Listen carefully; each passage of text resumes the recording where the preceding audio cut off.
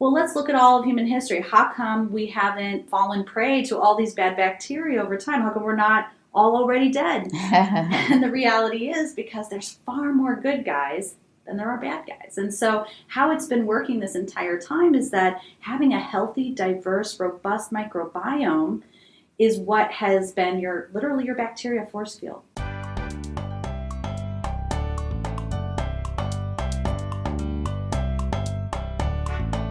Welcome to the Wise Traditions Podcast, sponsored by the Weston A. Price Foundation for Wise Traditions in Food, Farming, and the Healing Arts. We are your source for scientific knowledge and traditional wisdom to help you achieve optimal health. I'm your host, Hilda Labrador. This is episode 73, and my guest is Hannah Crum. Hannah is known as the Kombucha Mama and the author of the Big Book of Kombucha. She was on episode 12, actually, talking exclusively about kombucha. But today we talk about a variety of drinks that make it easy to drink your bugs, as she says. That is, the good bacteria and enzymes that can benefit our health. We touch on kefir, kvass, ginger beer, and others. You'll get an idea of how to make them and why your body will love you for including them in your diet. Before we get into the conversation, we want to pause and thank our sponsors. Wise Traditions is supported in part by Just Thrive Probiotic and Antioxidant, the probiotic everyone's talking about. Go to thriveprobiotic.com. And listeners like you. We appreciate your listening to and sharing the show. And if you want to step it up even more, please consider a gift of any size to the Weston A. Price Foundation. Your gifts help keep us on the air. And thank you.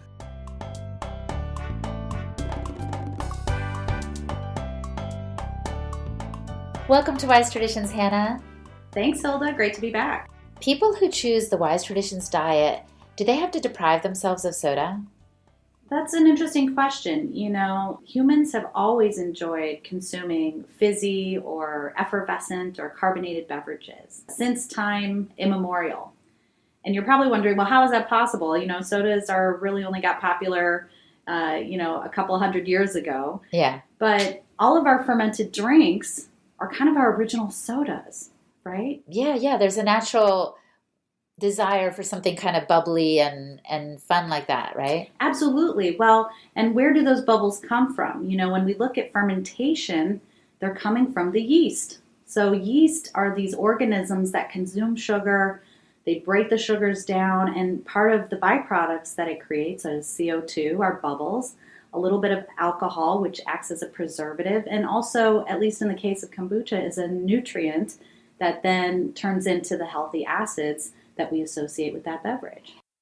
But most sodas that are out there right now don't have this yeast and all these wonderful things that you're talking about. It's true. Most things, like, they're simulacrum. And that's a word that means it's like a fake version. It imitates something found naturally that we used to consume, like Crisco is a simulacrum of lard or any kind of vegetable shortening, right? Because it looks like lard, but it doesn't give you the nutritional components that lard has, right? So it's a fake version of something, and unfortunately, you don't win because you don't get that nutritional value. But we can get it from some of these traditional sodas. Talk to us about that. Absolutely. Humans have always been fermenting. They would find the herbs in nature, and herbs, of course, have nutritional properties. Plants have long been here to help nourish us and give us what we need. And because oftentimes the water wasn't potable, we couldn't drink it, we would then ferment it. We would put something into it so that it would turn into something that was healthier for us to consume. They posit, there's a lot of evidence that the reason we started even having agriculture, growing grain, was not necessarily to make bread, although certainly that was one benefit. It was to make beer. No way. Because that made the water more potable. The alcohol is our original medicine. It would relax the organism, thin the blood, allow you to absorb the nutrition from it. And then it just was, festive and lively as well. But it was also very hydrating. And if you couldn't consume the water, then we have to do something. Or they would put vinegar in water, Pasco. These are the ancient versions. And then we got ginger beer, we got water kefir, we have all these other things, kombucha now that's kind of evolved with us. And these are some of the really inexpensive things that we can make at home that give us that soda-like feeling, but without that lack of nutrition. Like they're the healthy sodas, so to speak. Hannah, how did you find out about all this? Kombucha is really what led me to all of this.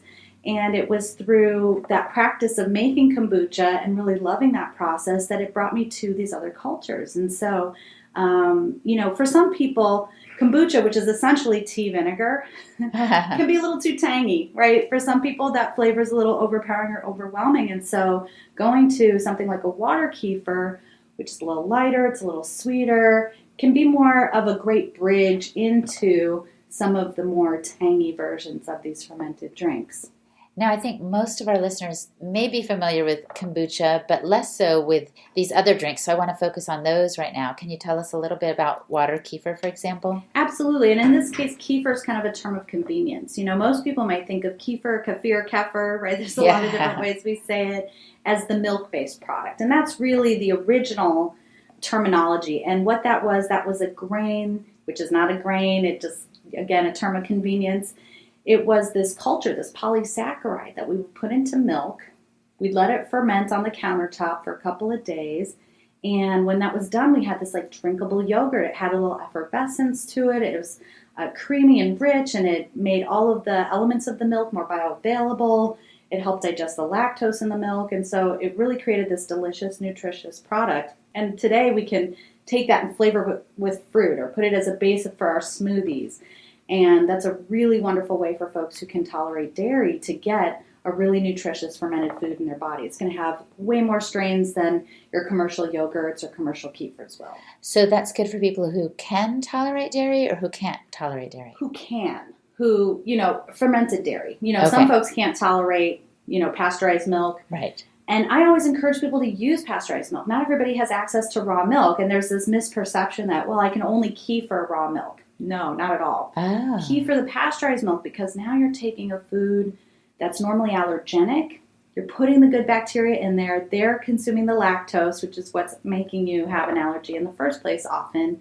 And it makes it easier for your body to absorb that nutrition. So you're taking something and making it better by kefiring it. Now, if you have a casein allergy, right, if you're allergic to the milk protein, that still might not be tolerable for you. But all of this was the long way of introducing water kefir, which is also known as tibicos. So it hints at kind of a Mexican origin or something like that. It's also been called sea bees, sea like the water, bees like the bug, which I think is a really cute term. And they look like crystals. They look like crystals. But because the process is similar to making milk kefir, I think kefir has been applied as a term of convenience. So water kefir is taking these crystals, you put them in sugar water. They ferment the sugar water into this light, bubbly, slightly sweet beverage that then you can flavor and turn into sodas or popsicles and all kinds of things. And it's a really inexpensive way to make fermented drinks at home. So would you say this is, I'm thinking of the listener and also of myself, is this easier to make than kombucha? Well, it's a shorter turnaround time. Kombucha is really not hard either because it's just tea and sugar. Patience is the hardest part of that process. With kefir, for some people, it's harder because you have to take care of it more frequently. So it kind of depends on, what you perceive as difficult in that case. But I don't feel like it's as well known or widely available as kombucha. Is that right? Well, not as a commercial product. We definitely have seen kombucha come into the commercial space and do really well there and become very popular. Water kefir, in some ways, can be a little more carbonated sometimes, and so that makes it a little harder to put it into a bottle for some folks, just because you don't want it to be too bubbly when you're opening it up. But I think it's also a different flavor profile. Where we are seeing some popularity with the water kefir is as coconut water kefir. Oh. So coconut is high in caprylic acid, and that's one of the things that's been shown to really help with candida overgrowth. Oh. And so when you ferment that coconut water, you make more of that caprylic acid available. And so we've seen some commercial products coming out that are specifically coconut water kefir. Just like kombucha, you do need those starter crystals to get it going. Exactly right. But once you have them, they reproduce. It's an infinite supply. It's kind of like having a pet.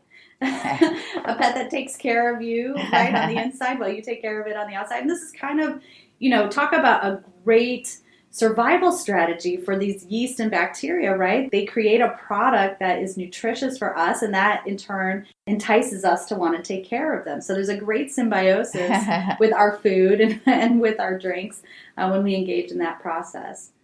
Now, what other sodas that are good for us could we take advantage of? What other sodas are out there? Well, so one of the other ones that I really enjoy is beet kvass.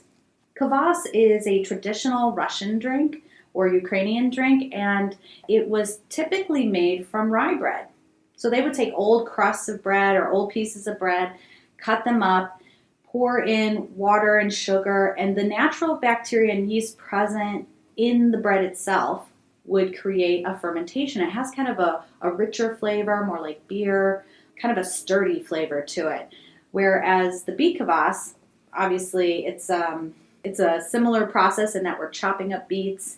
We're adding salt because salt creates that environment that's inhospitable to mold and things like that to grow. Mm-hmm. And then the natural sugar in the beets is what ferments into this beverage, depending on how much salt you put in there, which I really like a lot. It can be salty, it can be a little sweet. You can combine it with other like ginger, and one of the brands here, Fab Ferments, they make a bubonic tonic, and it's got garlic and ginger, and it's just really great for your immune system.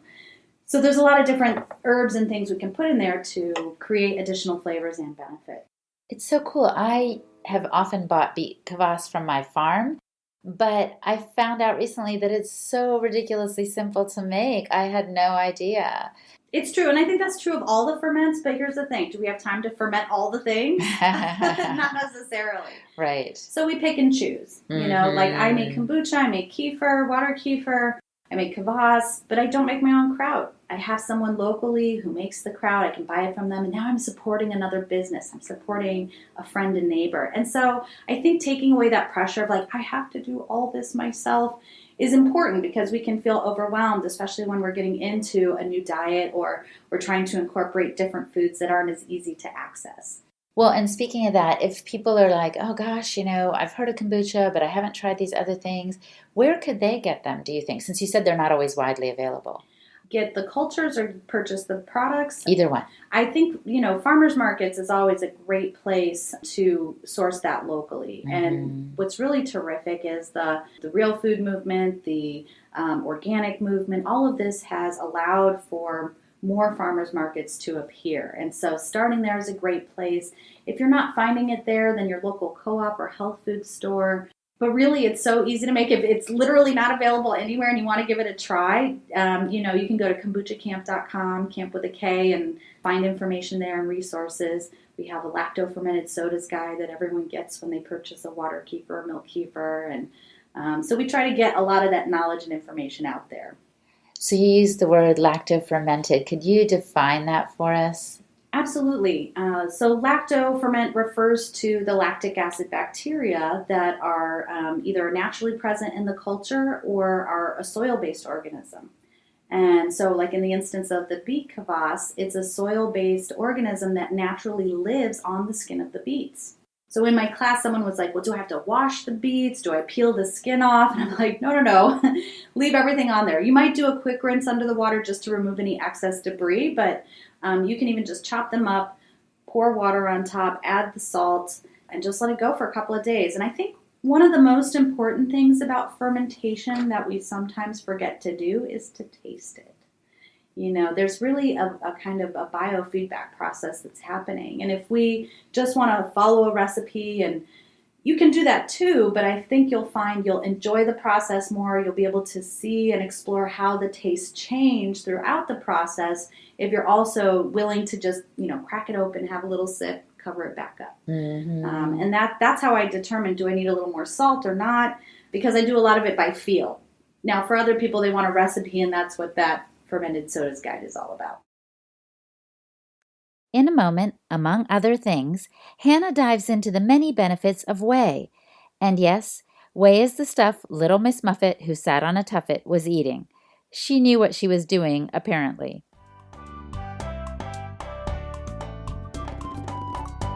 We pause now to thank our sponsors. Just Thrive Probiotic and Antioxidant. Most probiotic pills just pass through the system without achieving the desired effect. Microbiologist Kiran Krishnan, whom I just interviewed a few weeks ago, recommends a spore-based probiotic like Just Thrive Probiotic. If you want to hear Kiran, by the way, check out episode number 69 entitled Improve Your Microbiome. Just Thrive is the first 100% spore-forming probiotic that arrives alive in the intestines naturally. It supports optimal gut health, digestive health, immune health, and delivers antioxidants. Great for adults, kids, the whole family. The probiotic everyone's talking about, Just Thrive Probiotic and Antioxidant. Visit their website at thriveprobiotic.com. And listeners like you, Emily from Wilder's Homestead said this on Instagram. The last few days I've been binge listening, is that a thing? To the Wise Traditions podcast. They're sponsored by the Weston A. Price Foundation, and they're incredibly interesting. Each episode features a different guest, and they're jam-packed with information about eating real, traditional foods. Near and dear to my heart are the episodes that discuss farming, gardening, and animal husbandry. But I must say, the lessons on healing our bodies through food are absolutely mind-blowing. I can't get enough. I'm addicted to the way this real food and real living makes me feel. Now it's time to dig deeper and keep up this momentum. Check out the Wise Traditions podcast available on iTunes and let me know what y'all think. Emily, thank you so much for that gushing review. It means a lot to us. Hey, and everybody, just check us out on Instagram at Weston A. Price, or on Twitter, same thing, at Weston A. Price, or on Facebook and like our page. Keep the momentum going, as she was saying.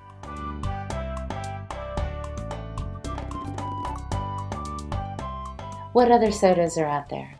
Well, I mentioned milk kefir earlier. One of the byproducts we really enjoy creating with it is kefir cheese. And so what that is we'll put a strainer with a cheesecloth in it. We pour the milk kefir into it, and the solids will coagulate into the cheesecloth.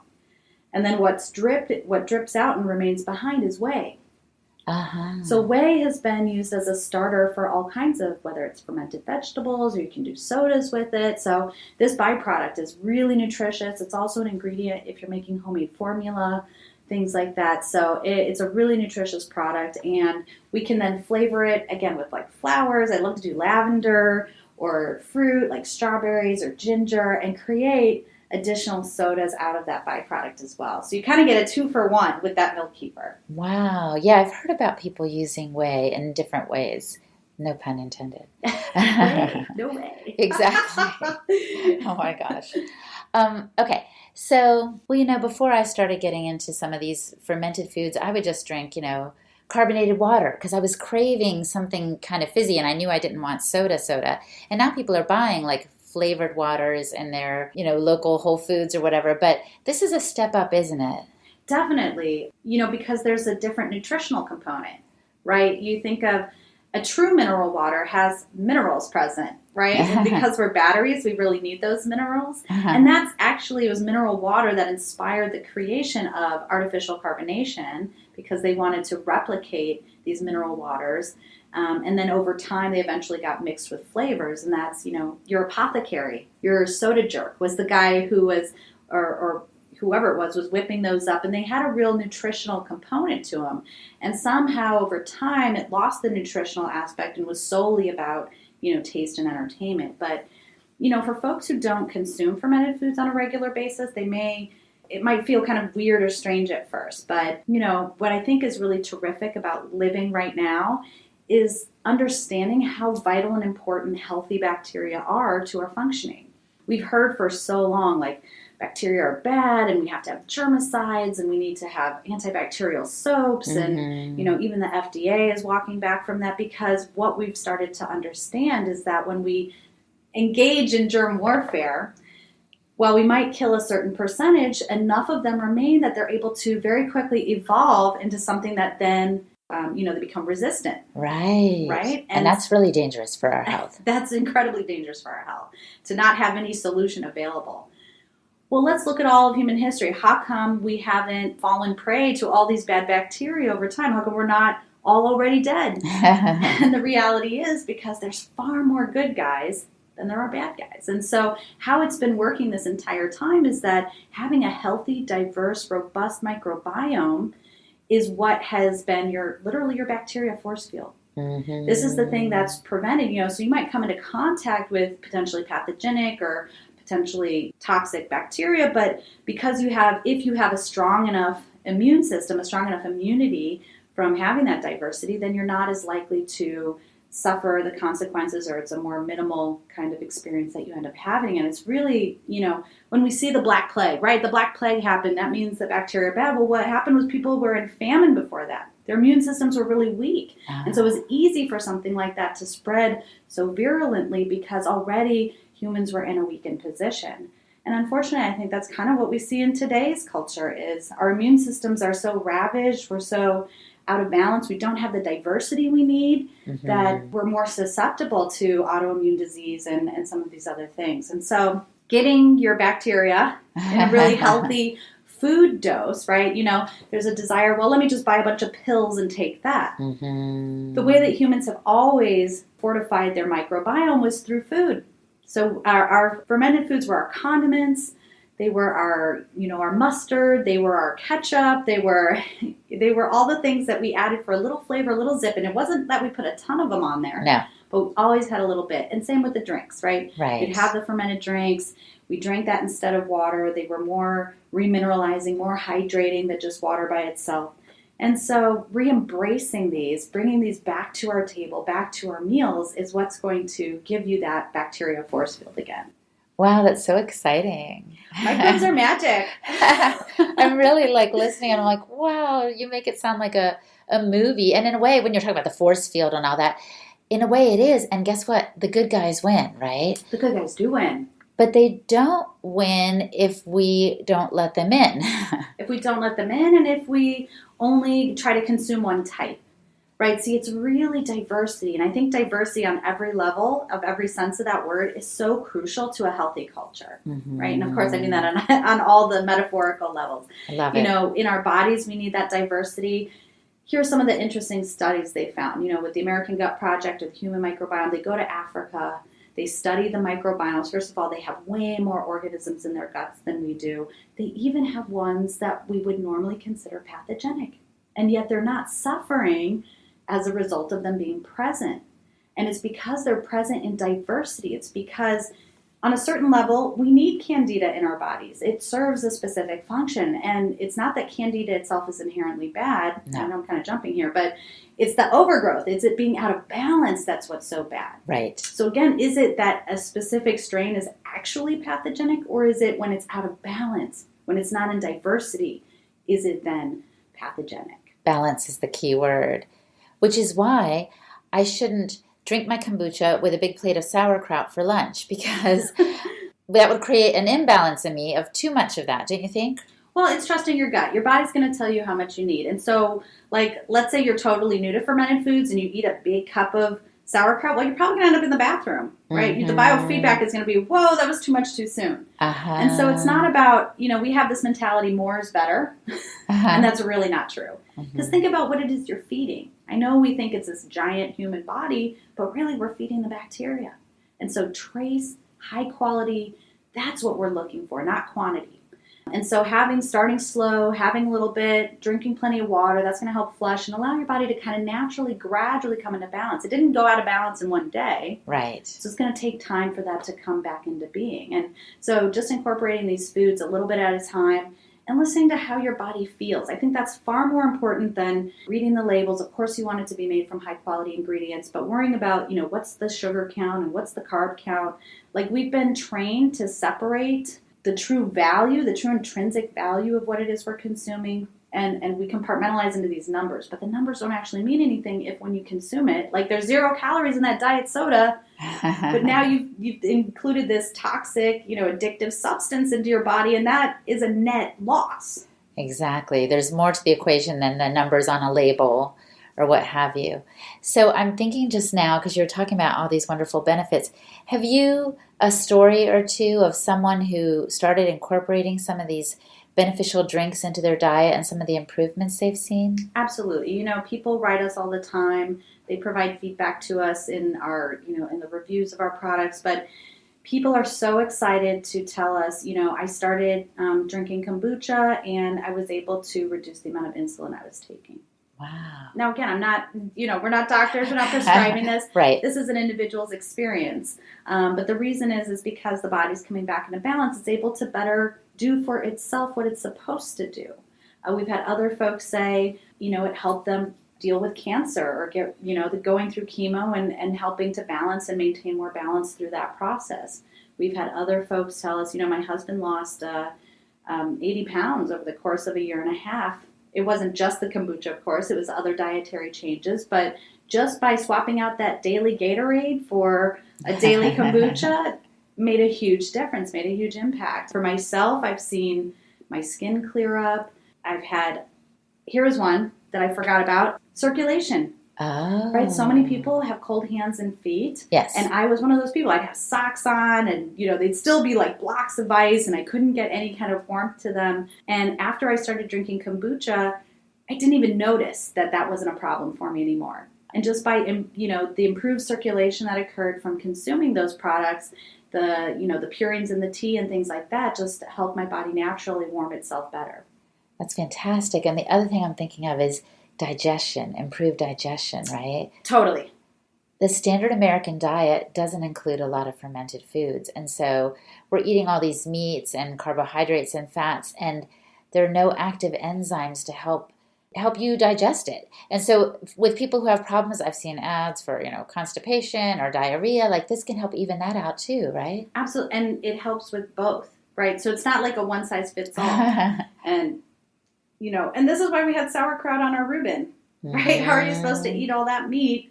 Well, you got to have those digestive enzymes there. Definitely helps with digestion. People with IBS, people with colitis, people who aren't able to move any bowels, things like that. And each person has a different experience when they start including these foods, because these foods they're not, medications we're taking for a specific symptom. They balance the body as a whole. Because it's food, really. It's just a whole food, and that food is giving your body the nutrients, the acids, all the building blocks of what it needs to function properly. And this is so much better than a pill, because I used to take a probiotic, and then I realized it's less expensive and more enjoyable to actually have some fermented foods in my diet. Absolutely. And gardening and letting the dog lick you and hugging friends. Like, these are all ways in which we're able to diversify our microbiome that's also really pleasurable. That's why you were hugging so many people yesterday. That's true. I will always take hugs. That's awesome. Well, as we start to wrap up, what if the listener could only do one thing to improve their health in this regard? What would you recommend, Hannah?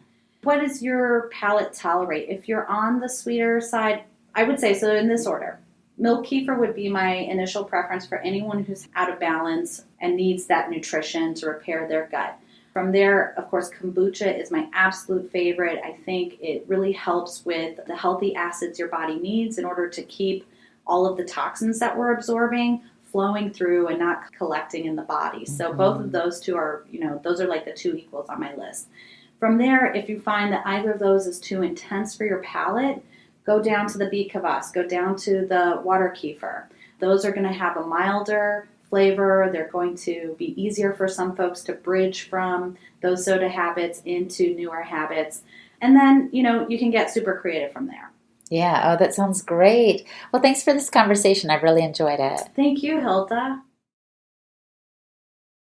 My guest today was Hannah Crum, the Kombucha Mama. Go to her website, kombuchacamp.com, and find her resources, a free do-it-yourself guide, newsletter, videos, and more. For highlights from our show and links to Hannah's site and information on her book and all the rest, just go to the westinaprice.org website, find the podcast page, and look for the show notes for episode 73. Hey, and a big thank you to Olivia Stamforth for her help with this week's show notes.